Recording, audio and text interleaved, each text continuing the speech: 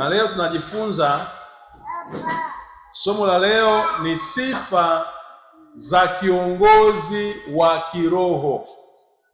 Sifa za kiongozi wa kiroho. Somo la leo ni sifa za kiongozi wa kiroho. Na maandiko yetu ya msingi ya siku ya leo yatakuwa ni kitabu kile cha Timotheo wa kwanza sura ile ya 3 mstari wa 2 hadi wa 7. Timotheo wa kwanza sura ile ya 3 mstari wa 2 hadi ule wa 7, na nitayasoma maandiko hayo.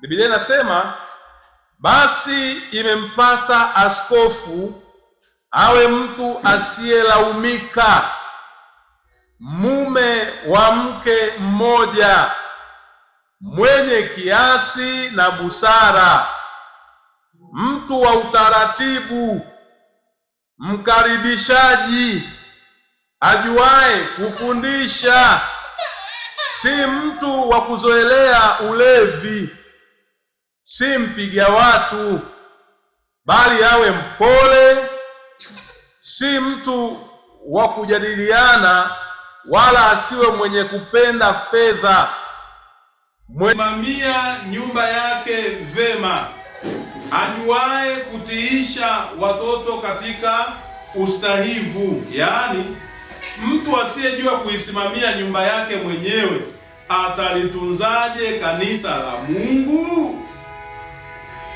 Wala asiwe mtu aliyeongoka karibuni, asije akajivuna akaanguka katika hukumu ya Ibilisi.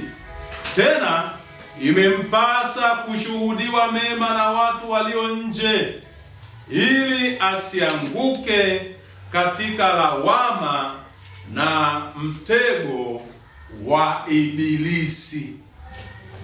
Bwana Yesu asifiwe.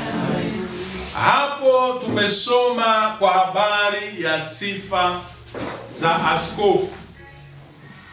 Askofu kwenye kanisa la kwanza alikuwa hana nafasi kama hii ya askofu wa kanisa la leo. Askofu wa kanisa la kwanza alikuwa ni mwangalizi. Hebu sema mwangalizi. Alikuwa ni mwangalizi, mtu ambaye anawaangalia watu wa eneo fulani. Huyo alikuwa anaitwa askofu.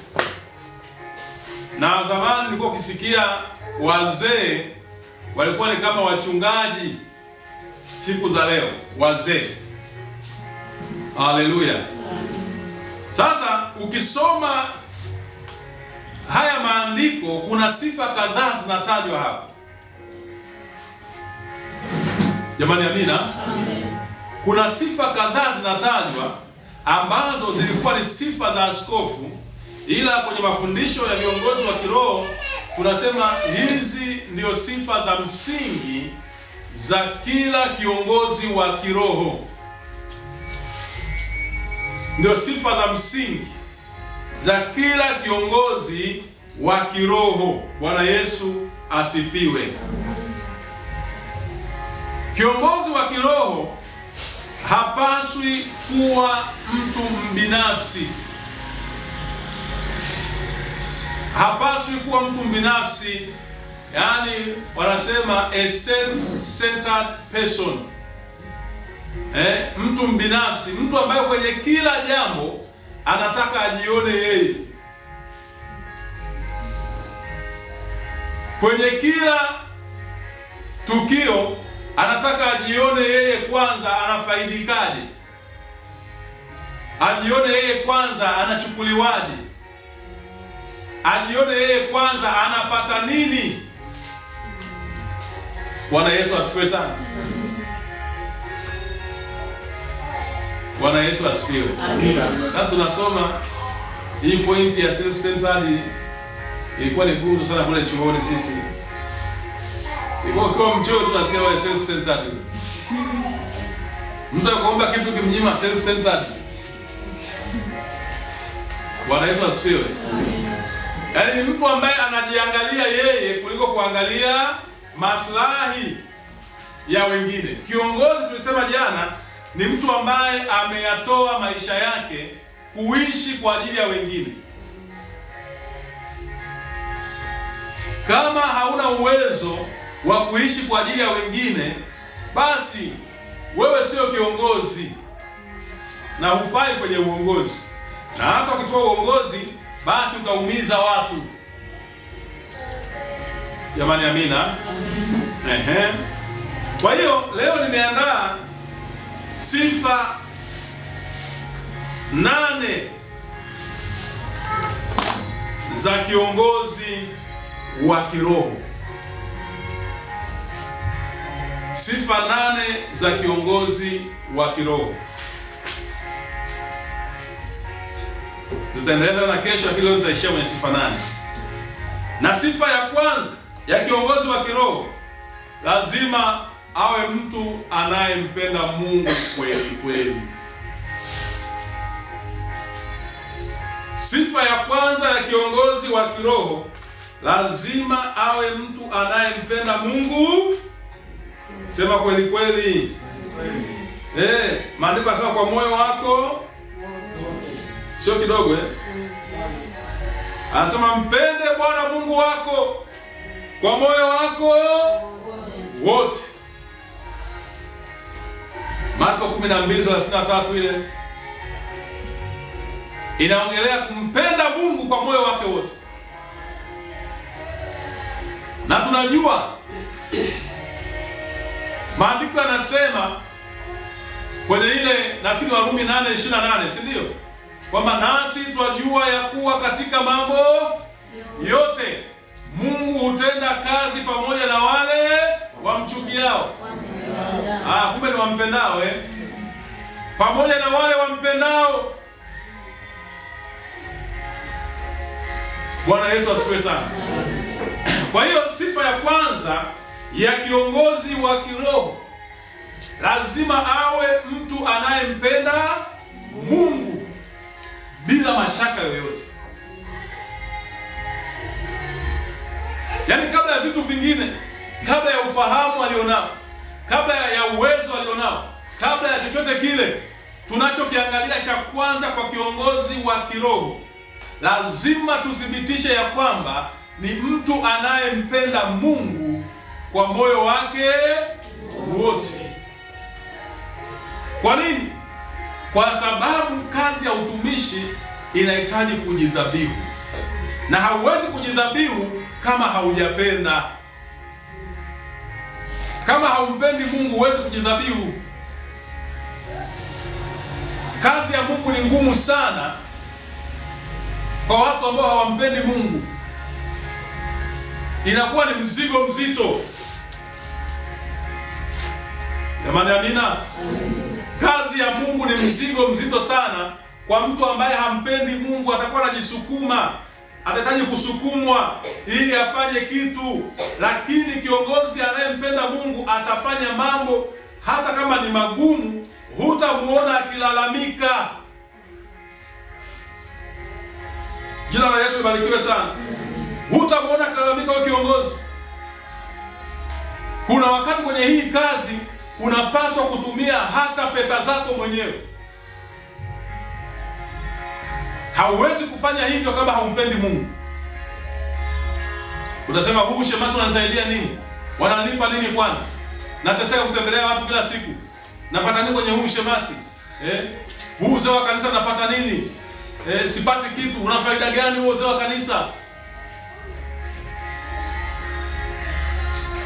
Kwa sababu haumpendi Mungu. Mtu anayempenda Mungu anakuwa tayari kusacrifice, anakuwa tayari kujidhabihu, na kazi ya Mungu inahitaji kujidhabihu. Ndio maana sifa ya kwanza ya mtumishi wa Mungu au kiongozi wa kiroho ni lazima awe anampenda Mungu kwa moyo wake wote. Leo tunamwona mama mmoja yuko hapo na watoto wanashinda hapo, tukitoka kanisani Jumapili anabaki hapo, tunakulipa mama mmoja. Halipwi chochote. Nyinyi mnakuja mnaabudu, mnaondoka, mnamwacha yeye anatoka saa 12 au saa 1 kasoro.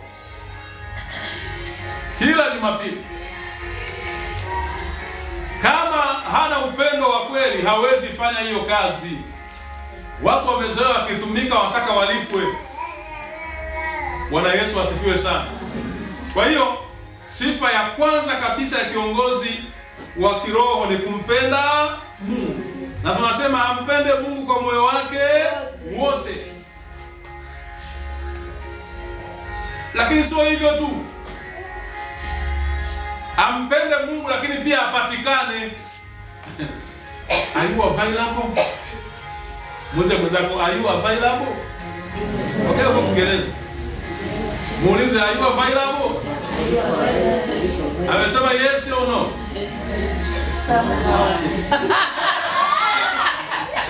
Somehow. Sasa Mungu hataki somehow. Mungu anataka mtu ambaye, yani pamoja na sifa zako nzuri, unajua unaweza kuwa kiongozi, una sifa nzuri za uongozi, lakini kama unakosa sifa ya kupatikana, sasa inakuwaje? Sasa ndio wewe ni mzuri, lakini upatikani sasa. Hiyo sio sifa ya pili, najazia kwenye upendo pale. Jamani, amina. Pamoja na kumpenda Mungu, lakini pia lazima awe available, awe anapatikana. Anapatikana. Ukiitwa hawa tunaita viongozi, mara wewe si nimeenda shambani, mara si nimefanya hivi, mara hivi. Sasa wewe hata kama ni mzuri kiasi gani, tunakutoa kwa sababu haupatikani. Bwana Yesu asifiwe. Haupatikani. Mungu anapokuita anasema uko wapi? Alimwambia Adamu, uko wapi? Mungu anataka watu ambao wanapatikana. Akasema niko huku nimejificha. Unaweza kuwa na sifa, utaharibu usifanye. Sitaki nafanya. Ushike. Usifanye. Ndio unaacha. Sio nidhamu hiyo. Ni nidhamu ambayo yani wewe mwenyewe unajisemesha, unasema hapa Bwana Yesu asifiwe. Yaani ule uwezo wa kuishinda nafsi yako, ule uwezo wa kushinda hali yako ile ya ndani inapotaka kufanya kitu ambacho ni kinyume na mapenzi ya Mungu, ni kinyume na nafasi ulionayo. Je, una uwezo wa kujizuia bila kuzuiwa? Niweke vizuri hivi. Sasa hapa pointi hii nataka uwezo wa kujizuia bila kuzuiwa. Awe na uwezo wa kujizuia bila kuzuiwa. Kuna watu usipomshika anapigana. Hata kumshika anasema niachieni. Hapo ni kiongozi. Mimi nimeshaona wanataka kuzichapa viongozi wa Kikristo, viongozi wa kiroho. Tunawashika. Acha bwana tuone niachieni. Sasa ukishakuwa namna hiyo, unapoteza sifa za kiongozi bora wa kiroho. Lakini katika hii nidhamu pia tunasema awe na hali ya kunyenyekesha kwa hiari yake. Katika nidhamu hiyo B, awe na hali ya kunyenyekesha kwa hiari yake, sio kunyenyekeshwa. Awe na uwezo au hali ya kujinyenyekesha kwa hiari yake. Sipaka tukufinye wewe, tukupige marungu wewe ndo unanyenyekea. Tukunange, tukutenge, fanya hivi, yani wapo wakutishe vikao. Ndio kiongozi wa kiroho afanyeje? Unasema sasa nimekubali hapa. Hapo unanyenyekea, unyenyekesha. Kiongozi wa kiroho anapaswa awe na uwezo wa kujinyenyekesha kwa hiari yake. Kwake unyenyekevu sio utumwa wala sio udhaifu. Bwana Yesu asifiwe sana. Kwa watu wengi wasio nyenyekevu, kunyenyekea ni udhaifu mkubwa sana kwao. Kunyenyekea ni kujidharaulisha sana. Kunyenyekea ni kupoteza, ni kujinyima thamani. Lakini kwa mtu wa rohoni kunyenyekea ni kujiongezea nini? Thamani. Bwana asifiwe sana. Jambo la tatu hapo kwenye hiyo pointi ya nidhamu nikasema kwamba awe tayari kujifunza kutii, haswa anapotakiwa kunidhamishwa au kurekebishwa. Awe tayari kujifunza kutii, hasa anapotakiwa kunidhamishwa au kurekebishwa. Kuna watu utaka kuwarekebisha, mwapoteza. Utaka kuwanidhamisha, ukimpa adhabu ambayo anadania kumpa nidhamu, umempoteza. Hawezi.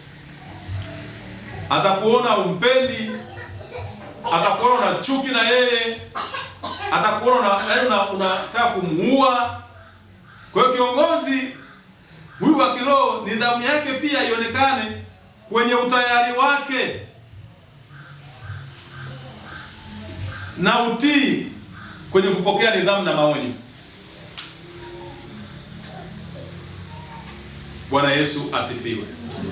Lakini kipengele cha 4 kwenye hiyo pointi ya nidhamu, nimesema kwamba nidhamu yake pia ionekane katika hali ya kujitawala na kujizuia mwenyewe. Nidhamu yake pia ionekane katika hali ya kufanyeje?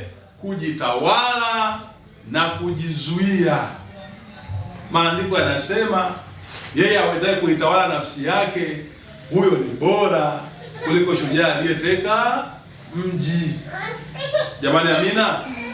Kuitawala nafsi na kujizuia. Bwana Yesu asifiwe. Kuitawala nafsi na kujizuia. Sifa ya 3 ya kiongozi wa kiroho, awe na maono. Maono. Kiongozi ni maono. Umepewa nafasi ya kuongoza, usikae kama jiwe.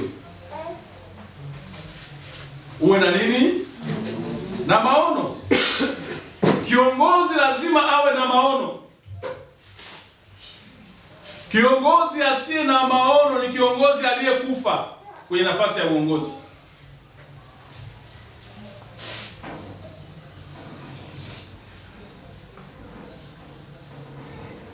Kiongozi asiye na maono ni kiongozi aliyekufa, lakini yupo kwenye nafasi hiyo ya uongozi. Yaani una maono. Yaani umekaa kama jiwe. Kwa hiyo kiongozi lazima awe na maono. Maono. Na kwenye maono hapa nimeweka vitu 5 ambavyo vinaashiria huyu kiongozi ana maono. Kwanza, lazima awe anaona mbali kuliko anaowaongoza. Kiongozi lazima awe anaona mbali kuliko anaowaongoza. Kiongozi lazima awe anaona mbali kuliko anaowaongoza.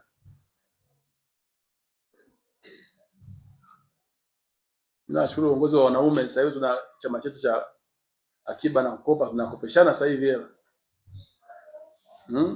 Na katibu wetu yuko hapa. Ile ndio sawa sasa. Na itakuwa kubwa sana baadaye. Sasa nishaanza kutoa mikopo.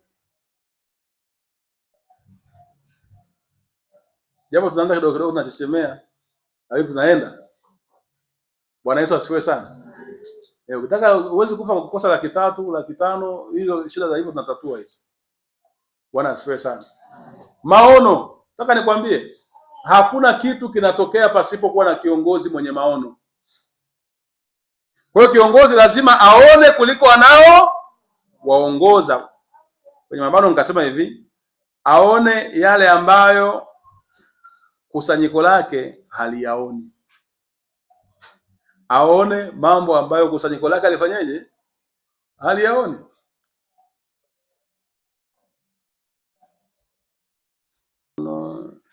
Okay, ipo. Ya pili kwenye haya maono, awe na ufahamu mpana wa kiroho, kwa kuwa huyu ni kiongozi wa kiroho. Moja ya vitu vya msingi wa kiongozi ni kuongeza maarifa ya kiroho. Ndio maana nimewaita hapa na mimi ninaongeza maarifa kwenu. Bwana Yesu asifiwe sana. Usifikiri ambao unanisikiliza hapa na yule mshirika kule mtakuwa mko sawa sawa. Hamna. Kuna kitu unaongeza kiroho. Bwana Yesu asifiwe. Kuna kitu unaongeza kiroho. Unajifunza. Kwa kiongozi lazima awe na maarifa ya kiroho, kwa kuwa ni kiongozi wa kiroho. Lakini tatu, awe na maono ya mbele na maono ya sasa. Yaani lazima uone mbele, lakini pia uwe na maono naona sasa. Maana yake ni maono ya muda mrefu na ya muda uliopo. Wakati ujao. Bwana Yesu asifiwe. Kiongozi, unajua kwa nini watu wengi ni masikini? Watu wengi ni masikini kwa sababu hawataki kuona mambo ya baadaye. Na nikwambie, utajiri upo kwenye uwekezaji.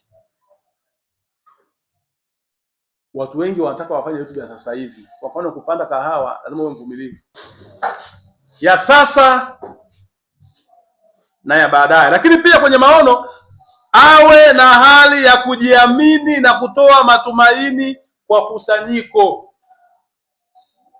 Kiongozi mwenye maono huwa anakuwa na hali ya kujiamini. Awe na hali ya kujiamini na kutoa matumaini. Hata kama sasa hivi hali ni mbaya, toa matumaini kwa kusanyiko lako. Toa matumaini. Jina la Yesu libarikiwe sana. Kiongozi mwenye maono ni kiongozi mwenye matumaini kwa watu wake anaowaongoza. Lakini pia ya mwisho kwenye hiyo maono tunasema awe mtu wa imani isiyotindika wala kutikisika katika maono alionayo. Awe ni mtu wa imani isiyotindika wala kutikisika katika maono alionayo. Kuna kipindi maono huwa yanapimwa, yanatikiswa.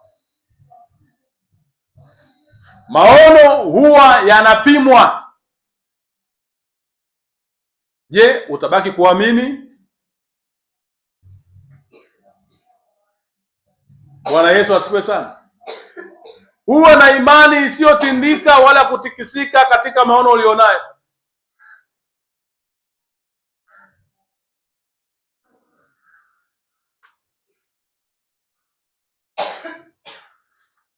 Bwana Yesu apewe sifa. Namba 4, sifa ya 4 ya kiongozi. Haya mbona wafundisha wapendwa, yatunzeni, andikeni mahali pazuri. Na ukiweza atafute mahali andika. Masomo ya uongozi ni adimu sana. Sawa? Yaani wewe ushafundishwa hivi, maana wewe ni mwalimu wa viongozi wengine. Haujui utaenda baada ya hapa au utakuwa nani baada ya hapa. Tunza hayo ambayo unajifunza hapa. Namba 4. Kiongozi wa kiroho ni mtu wa hekima. Hekima. Hekima ni sifa ya kiongozi wa kiroho. Hekima. Hekima. Unajua hekima kuna wisdom na knowledge. Ni vitu viwili tofauti. Wisdom ni kitu kingine, knowledge ni kitu kingine. Unaweza kuwa na knowledge lakini huna wisdom. Na unaweza kuwa na wisdom ikakufanya ukawa na knowledge, sababu wisdom ni kubwa kuliko knowledge. Hekima ni kubwa zaidi ya maarifa, sababu maarifa yako ndani ya hekima, lakini ndani ya maarifa hakuna hekima. Jamani, amina. Umenielewa vizuri? Nirudie. Nimesema hivi, hekima ni kubwa kuliko maarifa, kwa maana ndani ya hekima kuna maarifa. Lakini unaweza kuwa na maarifa usiwe na hekima. Maana yake ndani ya maarifa sio lazima iwepo hekima.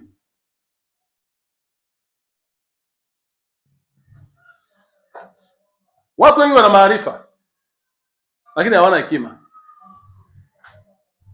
lakini watu wenye hekima wana maarifa, kwa sababu maarifa yenyewe ni zao pia linalopatikana ndani ya hekima.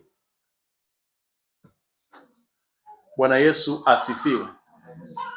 Jamani, Bwana Yesu asifiwe.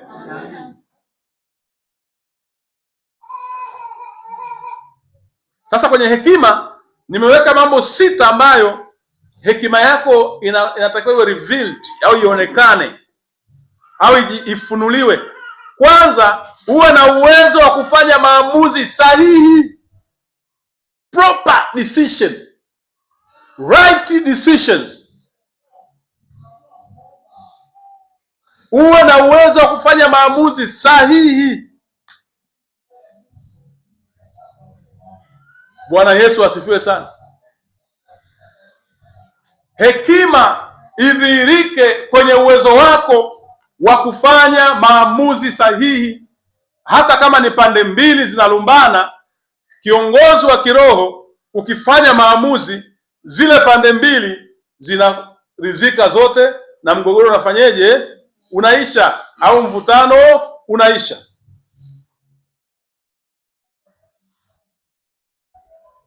Tunamwona Suleiman alivyokuwa anafanya maamuzi yake kwenye kesi mbalimbali, kesi ngumu. Watu wanagombania mtoto, hujui ni wa nani, anaamua. Bwana asifiwe sana.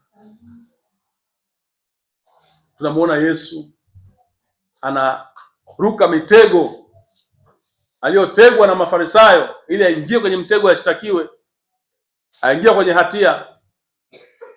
Wanataka wamchonganishe na serikali ya wakati ule. Tuna kwa hekima Yesu anaamua. Wanamwambia, je, ni halali kulipa kodi wa Kaisari? Ilikuwa ni mtego ule. Akawaambia, iko wapi dinari? Wakamletea. Akawaambia, nembo hii na chapa hii ni ya nani? Wakasema ni ya nani? Ya Kaisari. Akawaambia, mpeni Kaisari na mpeni Mungu. Aligombana na serikali hapo.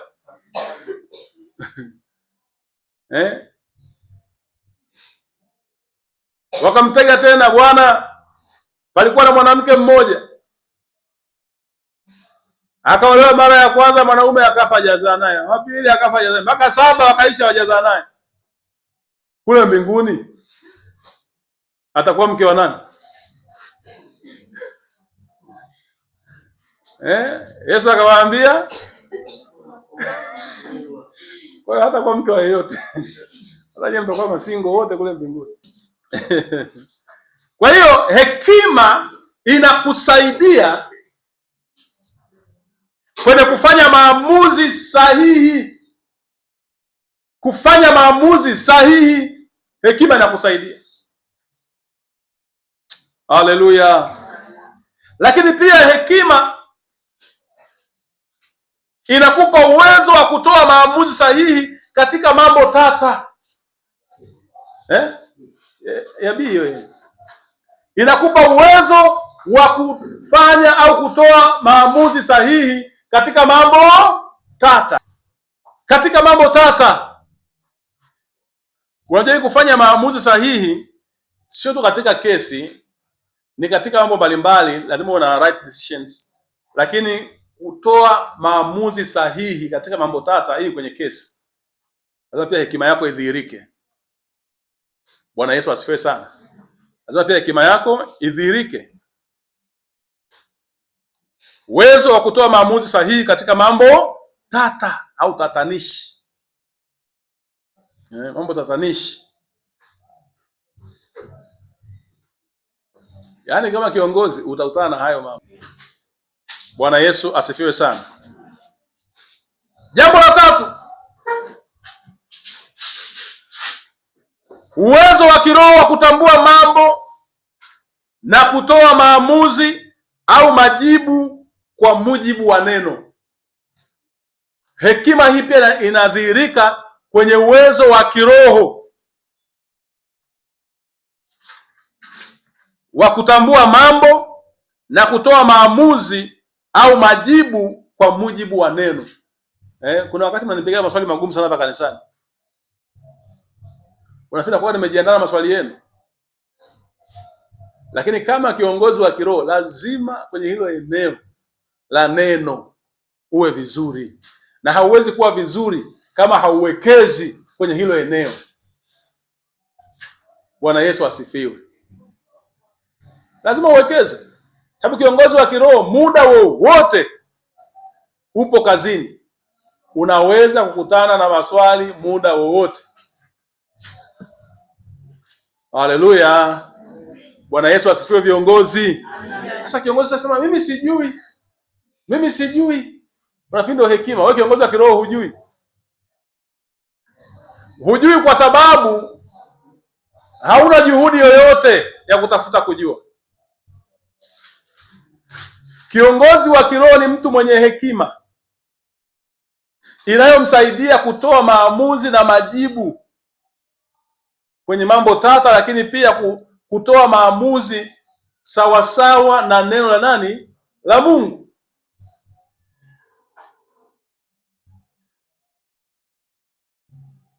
Bwana Yesu asifiwe sana.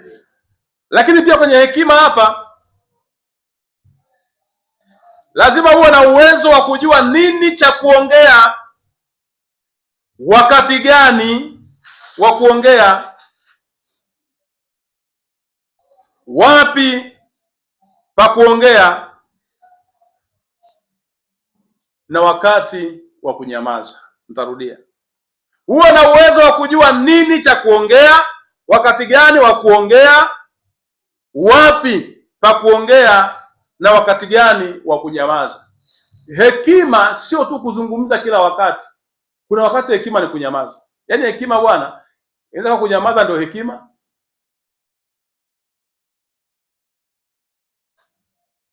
Inaweza ikawa kuongea ndio hekima. Hekima haijulikani kwa maneno tu. Hekima inaweza kuonekana hata kwenye ukimya. Bwana na hekima alipigwa mawe pale akanyamaza kimya, hakumjibu. Hakumjibu. Yule aliyekusemesha anaonekana mjinga, aliyekuudhi ataonekana ndio mjinga, kwa sababu wewe umedhihirisha ile hekima kwa kunyamaza. Kuna mahali hekima itakuwa ni kuzungumza, kuna mahali hekima itakuwa kukaa kimya. Bwana Yesu asifiwe sana. Lakini pia tunasema ujue kuchagua maneno ya kusema na namna ya kuyasema. Ujue kuchagua maneno ya kusema, sio tu maneno ya kusema, na namna ya kuyasema. Jamani, Bwana Yesu asifiwe. Ujue kuchagua maneno ya kuyasema na namna ya kusema. Unaweza kuwa na hoja nzuri sana, unaweza kuwa na maneno mazuri sana, lakini namna ya kusema ikakuangusha. Jamani, amina, tunaelewa hiyo namna ya kuongea ikakuangusha. Lakini sio kwamba hauna point, kuna point nzuri sana, lakini the way unavyoipresent. Unajua kwenye lugha na watu wanasoma linguistic. Linguistic lugha sio tu kujua kuzungumza, lakini pia ni kujifunza namna ya kuzungumza. Bwana Yesu asifiwe sana. Namna ya kuzungumza. Hapa tunasema ujue kutumia kanuni ya mnofu mfupa mnofu. Haleluya. Kanuni ya nini? mnofu, mfupa, mnofu. Mnaijua? Maana yake kama unataka kumwambia mtu, haswa mtu aliyekuzidi, huwezi kusema yaani kwa kweli umenikosea sana, yaani umejisikia vibaya sana, yaani umeniudhi kwa kweli, nikwambie ukweli. Unasema mheshimiwa, kwa kweli kazi yako ni njema sana, tunashukuru sana, yaani kwa kweli nafurahi kwamba umekuja hapa na umebarikiwa, lakini kuna jambo liko hapa kidogo naona hili kama halijakaa sawa. Nilikuwa natamani kama Mungu angekusaidia kurekebishia hili. Ila kweli kazi yako ni njema sana. Bwana asifiwe sana. Hata kwa watu unaowaongoza pia.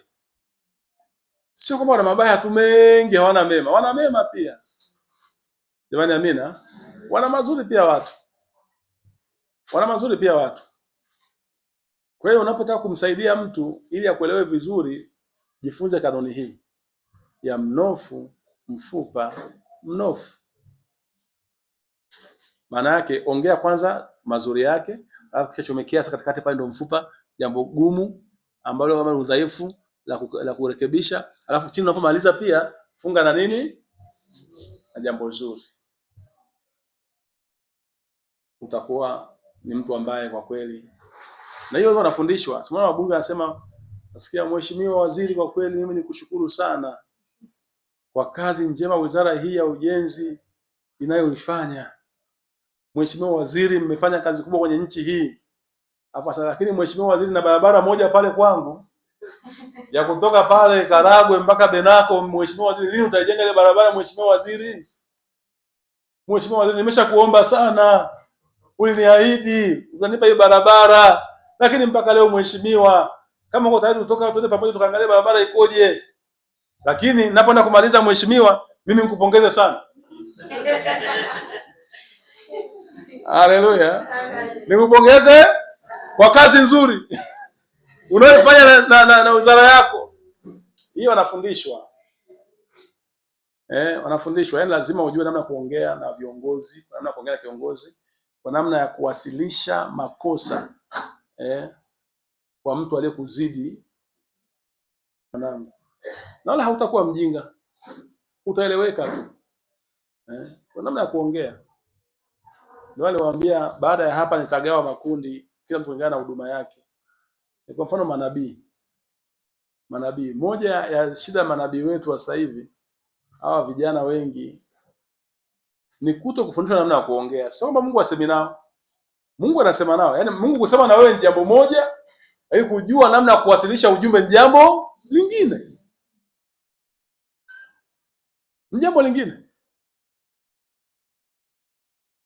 Mungu anaposema na wewe una akili. Mungu amekupa ufahamu, amekupa hekima. Ujue namna ya kuwasilisha. Angalia. Yule kuhani alitumwa pale akasema akamwambia Daudi aache kutembea na mke wa nani yule? Wa Uria. Alimwambia Daudi anasema mara moja kwanza akasema acha. Alimwambia hivi. Unapoteza shingo. Unamwambia mfalme hivi. Alimwendea akamwambia mfalme, mfalme, kwenye nchi moja palikuwa na maskini mmoja na tajiri. Sasa huyu maskini alikuwa na kondoo wake, ile kondoo wake ndio kila kitu. Hata akilala naye kitandani anamkumbatia. Ikatokea siku moja huyu tajiri akatembelewa na wageni. Badala achukue kwenye kundi lake achinje yale, akamchukua kondoo wa yule maskini akamchinja. Daudi akasema, huyo mtu yuko wapi? Anapaswa kufa mara moja. Sinakumbuka habari? Hiyo sawa, ndo manabii. Akamwambia, mtu huyo mfalme ni wewe. Ni mimi? Mfalme, Bwana anasema wanawake wote katika Israeli ni wako wako ambao hawajaolewa. Ungetaka hata kuoa 10, 20 unaruhusiwa, ungeoa. Lakini mfalme, umeenda kumchukua mke wa Uria, ni huyo mmoja naye. Bado haitoshi, ukamuua. Unaona hekima. Manabii hawa walikuwa wanafundishwa namna ya kuongea. Namna ya kuzungumza. Kwa hiyo hekima ni kujua nini cha kusema, wakati gani wa kusema, wapi. Lakini pia lazima ujifunze kutumia kanuni hizi. Kanuni ya kwanza nimesema ni mnofu, mfupa, mnofu. Maneno unachagua pia maneno ya kusema, namna ya kuwasilisha, na ugomvi mwingi uko hapo. Niwaambie, mtu akwambia hana adabu, mimi nakwambia ukweli, afu naambia sina adabu. Nakwambia ukweli, afu speak truth in love. Bwana asifiwe sana. Ongea ukweli katika upendo. Ongea ukweli katika nidhamu. Bwana asifiwe sana. Kuna ukweli katika upendo, ukweli katika nidhamu. Sio tu sababu una ukweli basi unataka ubomoe tu yani. Kuna namna ya kufanyeje ya kuzungumza kama kiongozi kwa watu wako na kwa waliokuzidi. Lakini kanuni ya pili ambayo kiongozi lazima aitumie, lazima atumie kanuni ya barafu. The principle of ice. Kanuni ya barafu. Kanuni ya barafu ni kanuni ya kusubiri, kutulia. Jambo linakuwa moto, nataka kiongozi, mbona usemi? Sema basi, mbona usemi? Unakaa kimya, unasemaje? Wewe kimya. Bwana asifiwe sana. Barafu ikiwa imeganda ukaenda kulishika litakuunguza. Lakini ukiliacha hapo likakae, linapozidi kutulia, lazidi kufanyeje? Kuyeyuka. Baadaye itakuja kuwa maji alafu ya moto kabisa. Ukishika hivi sasa halina kazi tena. Kiongozi lazima ujue kuna kesi nyingine atakuwa tu kimya. Kimya tu. Ndio zinaisha hivi. Kimya tu. Kimya tu. Haswa kesi za maneno. Maneno yanakufa kwa ukimya. Maneno. Unasikia wamekusema hivi, ukishasema kwa nini umesema hivi? Sema mimi nani? Nani? Unakuta cheni ya watu wengi. Kumbe ungenyamaza ingefanyaje? Sasa hiyo ni hekima. Ni hekima kwa kiongozi. Lazima kiongozi ajue kutumia hiyo kanuni. Tunakwenda kwenye jambo la 5. Tumaliza kweli? Jambo la 5. Sifa ya 5 ya kiongozi wa kiroho ni maamuzi. Decisions making. Kufanya maamuzi. Kiongozi imara utamtambua kwenye kufanya maamuzi. Bwana Yesu asifiwe sana. Ufanyaji wa maamuzi unampima kiongozi wa kiroho. Maamuzi. Watu wengi hawapendi kufanya maamuzi. Hawapendi kufanya maamuzi, haswa yakiwa ni mabaya au yakiwa ya kuwajibisha mtu. Watu wengi huwa wanayakimbia yale maamuzi, wanatafuta mtu mwingine wampe afanye maamuzi, ili lawama ikitokea alaumiwe huyo, aseme mimi sikuwepo. Hapana, unapoteza sifa ya kiongozi bora wa kiroho.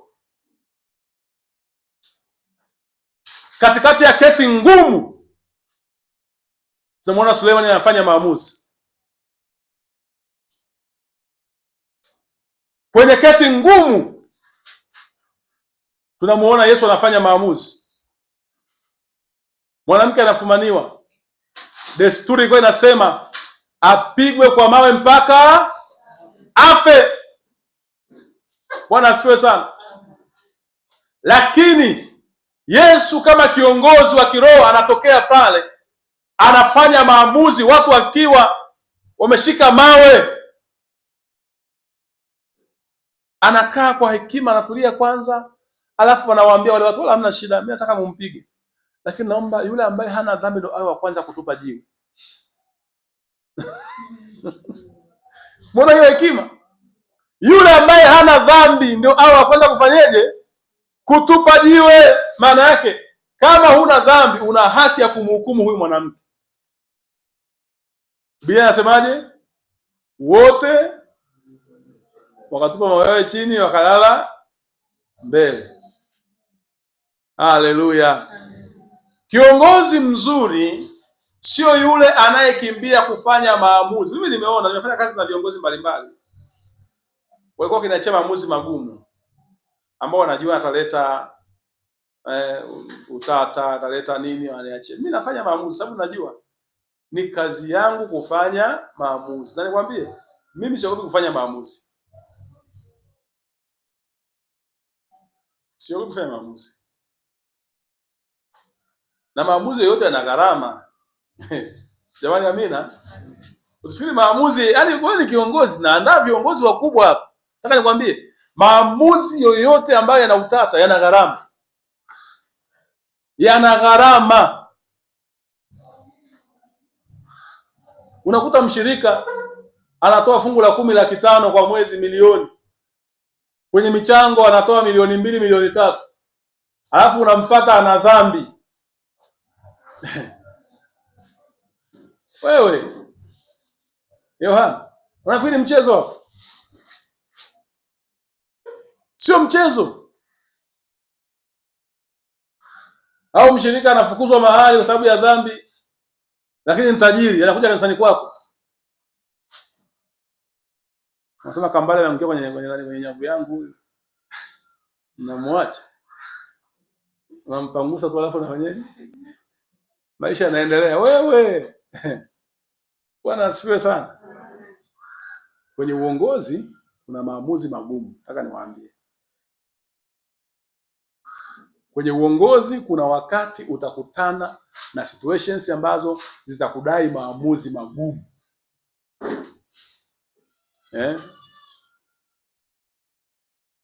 Kesi unakuta, mfano sawa, ni mchungaji, kesi inahusu mtu ambaye unamfahamu vizuri, mnajuana vizuri. Mimi napenda ule msemo wa Wahaya, alifundisha askofu wa jimbo, akasema kuna msemo wa Wahaya unasema, kama ndugu yako amekosea, mhukumu alafu mlipie.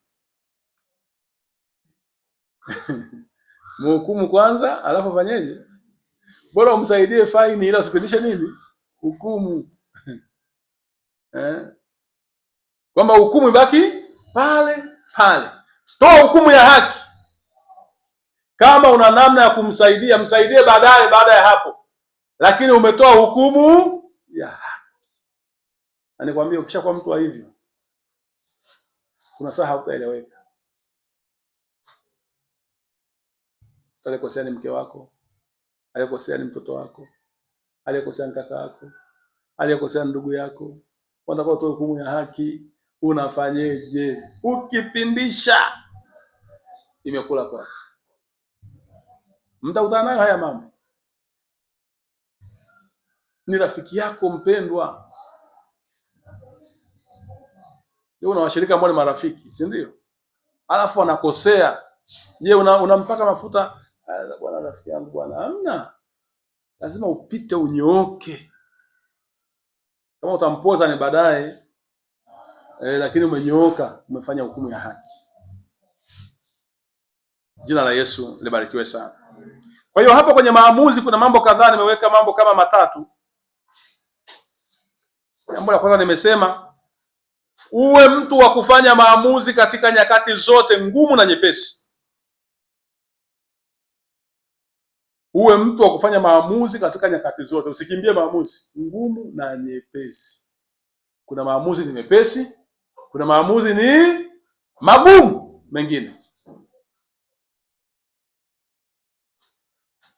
Kwa hiyo uwe tayari kufanya maamuzi katika nyakati zote.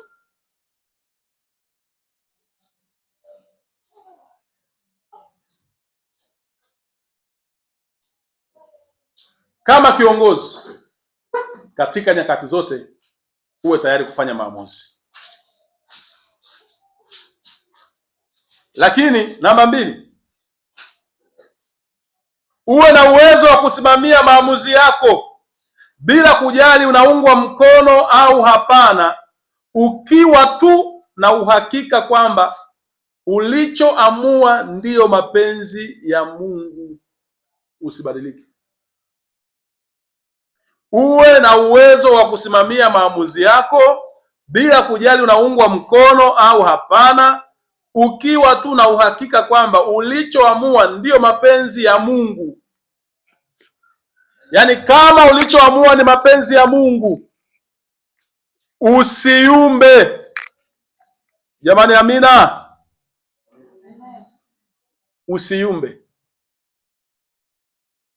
Mambo yanaweza yakabadilika yasiende sawa vile, lakini usiyumbe. Mungu atayaweka sawa. Bwana Yesu asifiwe sana. Mungu atayaweka sawa mambo.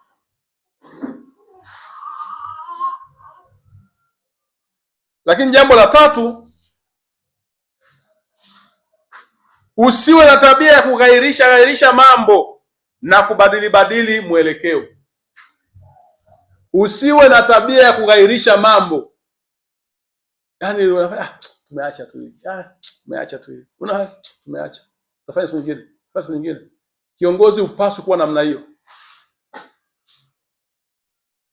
Lakini pia tabia ya kubadilisha mambo. Atufanye tena hivi, tunafanya hivi sasa hivi. Hivi inakuwa hivi sasa hivi, inakuwa hivi.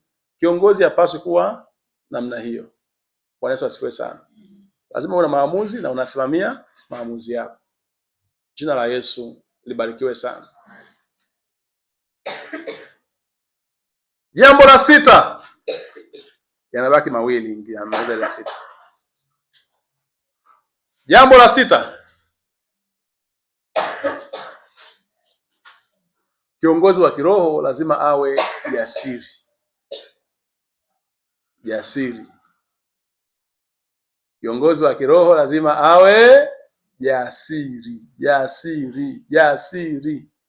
Lazima awe jasiri. Kiongozi wa kiroho lazima awe jasiri. Na hapo kwenye ujasiri nimesema mambo mawili. Awe na uwezo wa kuyakabili mambo magumu kwa ujasiri. Kwenye uongozi kuna kipindi ambacho utakutana na mambo magumu. Lazima uwe na uwezo wa kuyakabili hayo mambo magumu kwa ujasiri.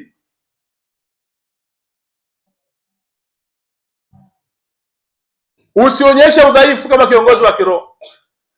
Yakabili kwa ujasiri. Lakini jambo la pili nikasema, uwe na uwezo na ujasiri wa kuzikabili nyakati za hatari.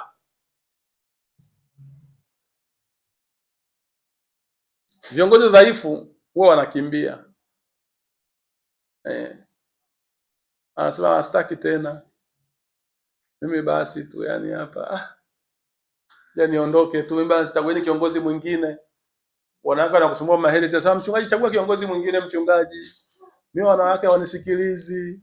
Yaani wanawake hawafanyi hivi.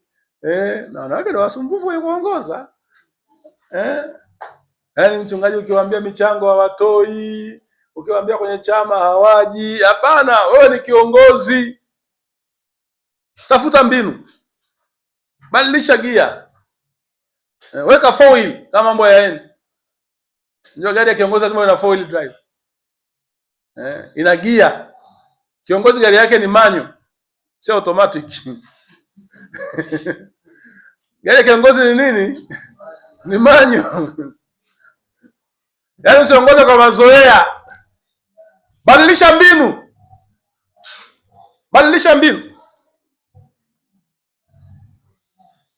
Mbona mimi sikuwa naangalia hapa kanisani? Kama kiongozi nimekaa, nikasema tunafanyeje? Niliangalia mbinu ile ya mitaa ya mwanzo, ile ya Shemasi, nilisha kufa tayari. Unakaa unawaza kama kiongozi nifanye nini hapa? Unakuja na jambo jipya unafanya. Jamani, Bwana Yesu asifiwe. Lakini pia hapa kwenye jambo la pili tani shalisema uwe na uwezo na ujasiri wa kufanyaje? Haya, naenda kwenye pointi ya 7. Pointi ya 7. Kiongozi wa kiroho lazima awe mnyenyekevu. Awe mnyenyekevu. Kiongozi wa kiroho lazima awe mnyenyekevu. Je, wewe ni mnyenyekevu? Wewe ni mnyenyekevu?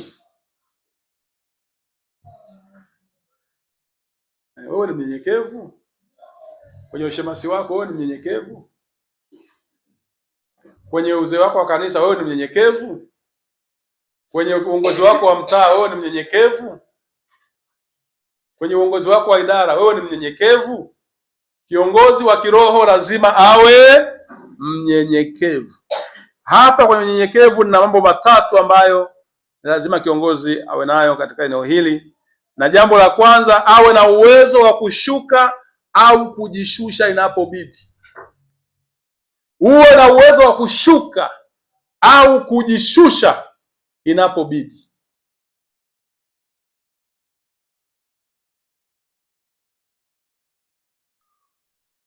Kuna wakati mtu anakosea kabisa, ni yeye akosea kabisa, lakini anaamua kumwomba msamaha. Wala sio dhambi, wala sio utakuwa unaonekana wewe ni mjinga. Hamna. Na unaomba msamaha kiroho safi. Kiroho safi. Sasa Bwana, naomba unisamehe. Yameisha. Alafu ndo yameisha kweli hivyo. Huo ndio unyenyekevu, ndio hali ya kujishusha. Lakini jambo la pili,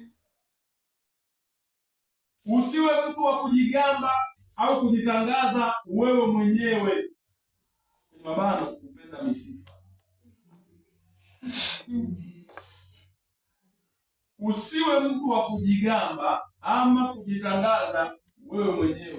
Mabano kupenda misifa. Na mtu akifanya kitu usipomsifu,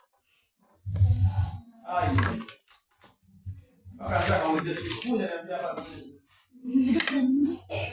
mchungaji aliona, mchungaji anaona hapo hapo. Mchungaji ni familia leo bado aliona. Wanaisha sasa. Hapana. Wanaisha sasa. Ukiwa tabia hiyo, maana unafanya mambo na watu. Maana sawa wao wanae sirini. Usifanye kitu ili watu wakuone. Yaani unaona unafanya hiyo vipi? Ili aonekane na watu, asifiwe na watu, yaani afurahiwe na watu. Hapana, usifanye namna hiyo. Usifanye namna hiyo. Usifanye jambo kwa kusudi la kutaka kusifiwa. Maana mtu asipofanya hivyo utapazika. Utapazika na unaweza kuzaa kisirisiri au kiwaziwazi. Na inatokea na mtu anafanya mwili wako kuja sifiwa. Anafanya mwili akasifiwa. Na unafanya fuja hapo kwa nini unafanya kwa nini?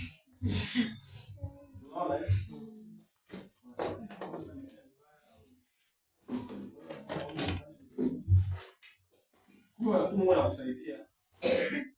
Mungu anakusaidia kwa kila jambo kwenye maisha yetu hutokea kwa kusudi. Bwana asifiwe sana. Tuko hapa kama viongozi. Sio kweli kama sisi pamoja na wenyekevu. Hamna.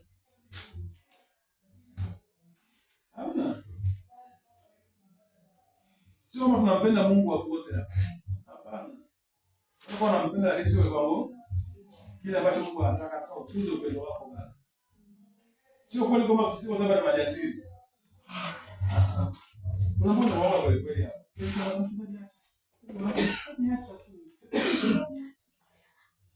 Sisi jambo likitokea nataka likae hivi.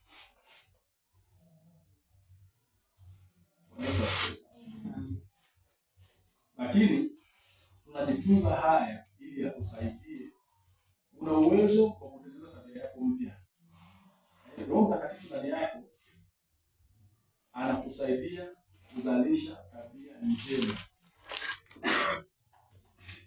Roho Mtakatifu anakusaidia kuumba tabia mpya ambayo ulikuwa hauna. Tabia nzuri zinaumbika na zile mbaya zinaondoka. Au zile nzuri zinakuja kuondoa zile mbaya. Nikwambia kila tabia inakuwa nini? Tabia Roho Mtakatifu anaumba zamani. Anakuja tabia mpya. Bwana asifiwe sana. tabia yote mtu anapojifunza ina mchakato. Usipokuwa makini mpaka unaondoka duniani utajifunza tabia yote nzuri. Unataka mchakato, unataka muda, unataka uwekezaji, unataka uvumilivu. Unapojifunza unyenyekevu, lazima ukubali kuona kana kwamba unadharauliwa vile, kumbe ndio unyenyekevu. Bwana asifiwe sana. Lakini jambo la tatu, usiwe mtu mwenye kiburi na usiyeweza kuomba msamaha. Usiwe mtu mwenye kiburi na usiyeweza kuomba msamaha. Basi nisamehe basi. Basi nisamehe. Mimi sikuwa najua, nisamehe sasa. Unajua nisamehe tu sasa. Lakini kwa kweli ni hivyo, mimi sijui nisamehe tu aishi. Bwana Yesu asifiwe sana. Tunapoomba msamaha tunakuwa responsible na ambayo kuchukua lawama zote na kuomba msamaha. Jambo la mwisho kwa siku ya leo na sifa ya mwisho nikamalize sasa. Na dakika tano zimebakia tu hapa. Sifa ya mwisho kwa leo ya kiongozi wa kiroho ni upendo. Kiongozi wa kiroho lazima awe na nini? Upendo. Na upendo. Je, una upendo?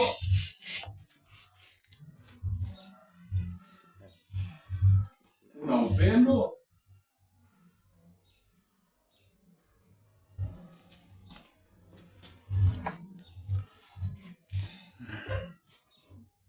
Una upendo? Upendo hapa nimewekea matawi manne. Moja, upendo wa dhati usioshindwa na makosa na madhaifu ya watu wake. Yaani watu wako unaowaongoza. Kwa sababu watu unaowaongoza wanakosea kama alivyokosea Musa. Lazima uwe na upendo wa dhati ambao una uwezo wa kukonga, kushinda madhaifu na makosa ya watu nao waongoza. La sivyo utakuwa unaendelea kuwapunguza watu kila mwaka. Maana anakosea kabeji, anakosea kabeji, anakosea kabeji, anakosea kabeji, anakosea kabeji. Bwana asifiwe sana. Unakuta mwisho wa siku sasa unaongoza kundi dogo la watu ambao wanafurahisha. Hata wengine hawana mtiki hivi wala hawapende hivyo, lakini hawataka wewe ni mchungaji ambaye unafanya hivi, mtu anayekupenda unafanya hivi, mtu anayesema unafanya hivi, unafanya hivi. Wanaanza kusa kuigiza ili wapate kibali. Lakini kweli kwamba watakuwa sio watu sahihi. Bwana asifiwe sana. Kwa hiyo lazima una upendo wa dhati ambao unaweza kushinda madhaifu na makosa ya watu unaoongoza. Yaani unamsamehe mtu na kumpa nafasi nyingine. Huwezi fanya hivyo kama hauna upendo. Huwezi. Ni ngumu binadamu hata ufanye hata ujaribu haiwezekani. Upendo wa binadamu hauwezi. Binadamu anasema nimekusamehe lakini sitakusahau. Binadamu Mungu anapata samehe na kusahau. Bwana asifiwe sana. Kwa binadamu ni Mungu. Hii tunaongea mambo ambayo lazima uwe na upendo wa kiasi yake. Upendo wa Mungu. Jina la Yesu libarikiwe sana. Jambo la pili, uwe tayari kuonesha upendo wako hata katika nyakati ngumu. Uwe tayari kuonesha upendo wako hata katika nyakati ngumu. Kwenye nyakati ngumu, onyesha upendo. Onyesha upendo. Kwenye nyakati ngumu. Kuna wakati wewe mwenyewe unakuta unapitia jambo gumu, hata napitia mshirika anataka kuonyesha upendo na jambo gumu. Unamwambia mimi mwenyewe hapa hiyo ni kwako. Maana wewe ndio kiongozi wa mtaa. Anakuja mshirika wako wa mtaa. Yaani ndio bana mama kweli mwenyewe sio.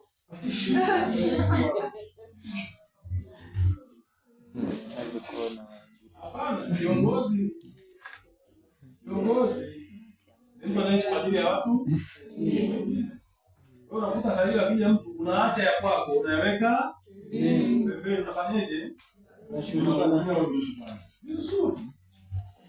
Kuna kitu moja kwa inaipenda sana hivi. Nilishaikupanga hapo. Hii ni nzuri sana. Ilikuwa inafundisha kwa familia moja wanaungana. Mama anaongea. Alafu baba anampiga picha. Alikuwa akitoa picha anaanza kuongea tena. Kisha nani? Yes, ngoja hapa kwa hii. Ngoja hapa kwa hii. Yaani kama unafika mahali ambapo sasa wewe unaficha shida zako na udhaifu wako hii hapa.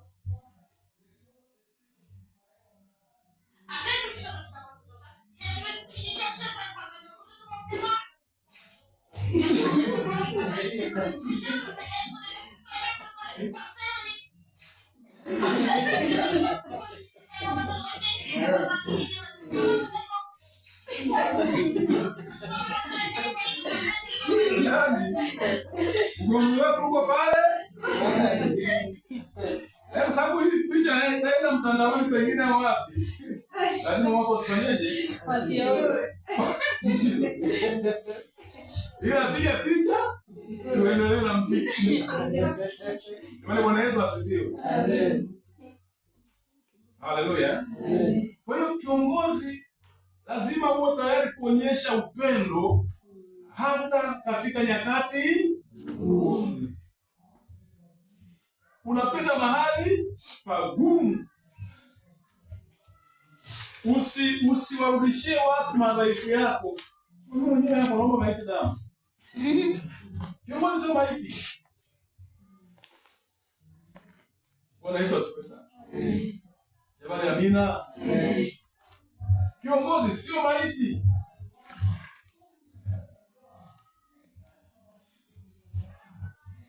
Kwa hiyo jitahidi kuonyesha upendo wako kwa watu unaowaongoza au kwa watu wanaokuzunguka, hata katika nyakati ngumu unazopitia. Usiambukize watu nyakati zako ngumu katika juu ya watu wako. Napenda sana historia ya Yesu, sababu umeisha tu hapa. Maandiko yanasema Yesu akapanda na wanafunzi wake, akaenda akawaeka mahali.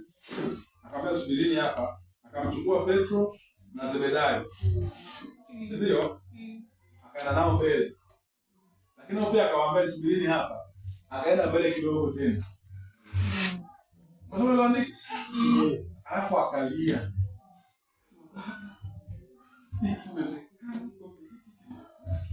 Lakini si kama mtakavyo. Mtakavyo hapa anaongea. Mama, amkeni muombe. Hapa hamza kuomba. Baba. Hivi ndio kwa chini. Si kama mtakavyo. Ndio hapo alianza kwa machozi. Jasho la nini?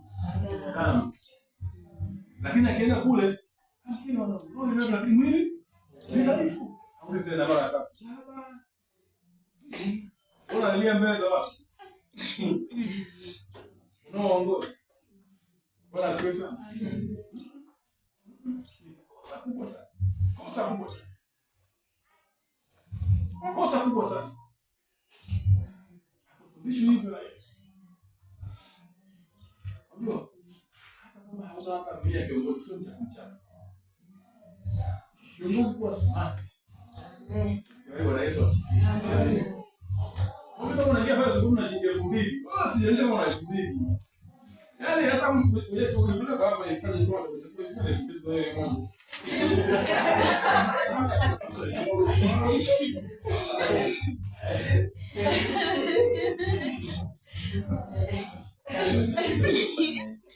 Msamaha masinao kila mtu. Bwana Yesu asifiwe. Sasa tu maskini wako.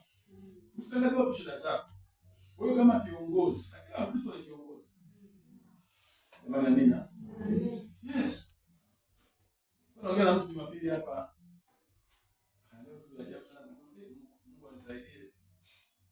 yangu kweli kuwasaidia sana.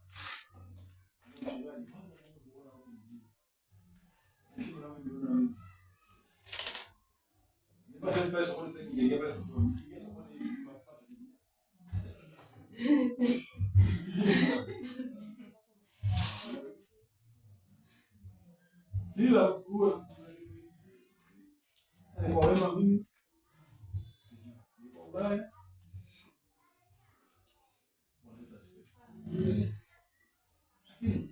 hata kama unataka kununua nyanya chungu na una 500 hivi, usionyeshe kama unataka peke yake. Naongelea nini? Kiongozi anapaswa kuonyesha hali ya matumaini hata katika nyakati ngumu.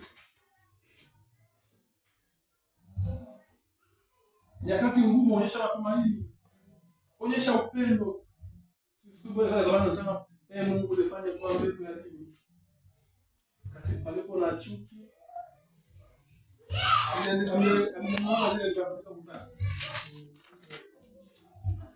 Amjanunua zile palipo na chuki nipande upendo, palipo si na fitina si nipande nini. Bwana asifiwe sana. Lakini jambo lingine kwenye upendo hapa, kwenye upendo uwe na uwezo wa kuwaongoza kwa upendo watu wako bila kuchoka. Uwe na upendo wa kuwaongoza, uwe na uwezo wa kuongoza kwa upendo watu wako bila kufanyeje? Kuchoka. Wako wanachosha. Unamuonesha upendo na kulipa mabaya. Unamfanyia hivi. Wako wanachosha jamani nyinyi. Yaani kuna mtu anafanyia tukio hapa juzi na sababu sawa. Mwacha tu. Unamuonesha mtu pendo sio kawaida. Lakini anaonyesha mambo ya ajabu kabisa. Ni Mkristo.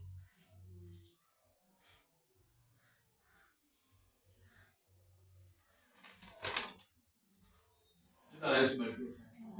Hata usichoke.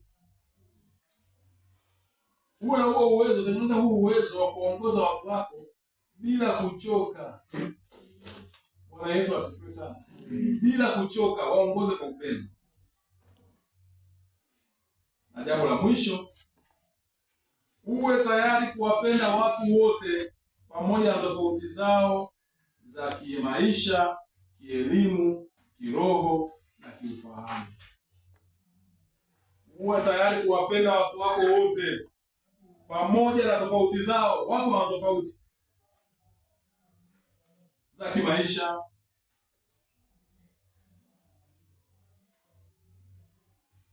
kielimu, kiroho na ufahamu. Watu wana tofauti. Bwana Yesu asifiwe. Lakini wapende, usibague. Yaani usiwe kiongozi wa watu wa juu, mwenye pesa, mwenye elimu kubwa. Unapenda ambao wanaishi maisha fulani mazuri. Hapana.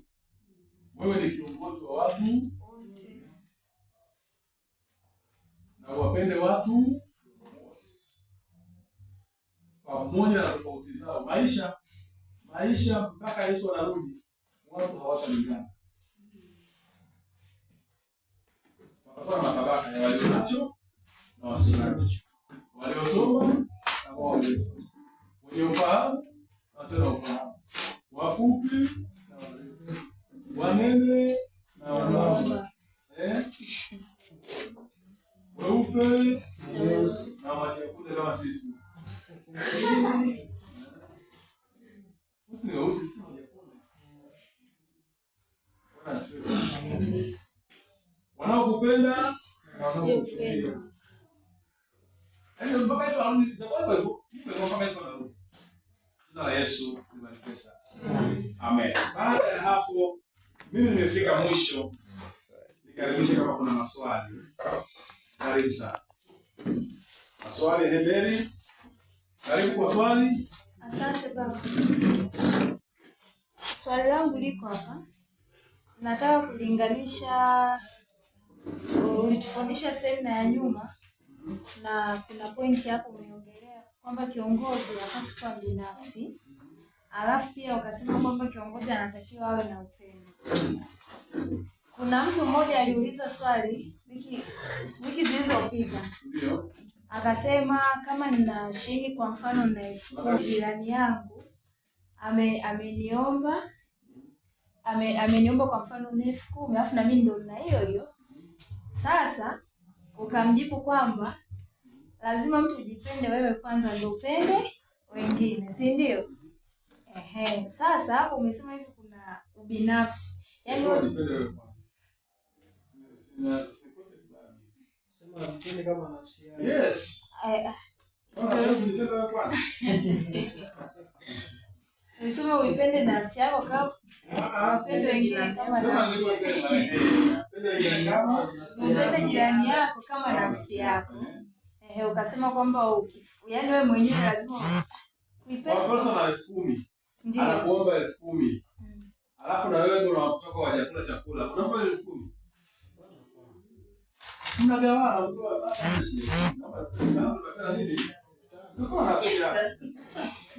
lakini kuna wakati mwingine utafika mahali kama wewe hata ukitoa 10,000 bado haukala njaa. Umeelewa? Leo nimeenda mahali siko na fedha. Unaelewa hiyo hiyo? Unakuta mtu wa familia fulani nikasema pesa. Hiyo pesa ndio tunanunua vocha, sina hata vocha. Ninanunua vocha. Nikatoa ile hela. Yule mzee yaani kidogo alie wala pesa na sikuwa na hela kwa hiyo nikasema baadaye nitanunua vocha ile.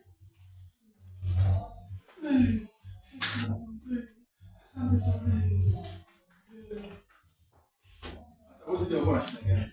Kwa hiyo nikatoa pale nimeisha sasa mimi nipate 5,000 kwangu sio shida, ila yule sasa yule anapoishi mpaka yone 5,000 au 10,000 nikashesha. Kwa kama na shilingi 10,000 unaweza kumpa yaani usifanye hapo kanunulika. Umeelewa? Zamani kwa nafanya ile ndio wakija wageni kwa hala chini. Hapana, mtu upendo. Hapana. Kwa kuja mgeni kwa hala. No. Yaani tafuta mgeni mahali pa kulala. Kama una dola la ziada, kile halali tutakubali kile chini halali.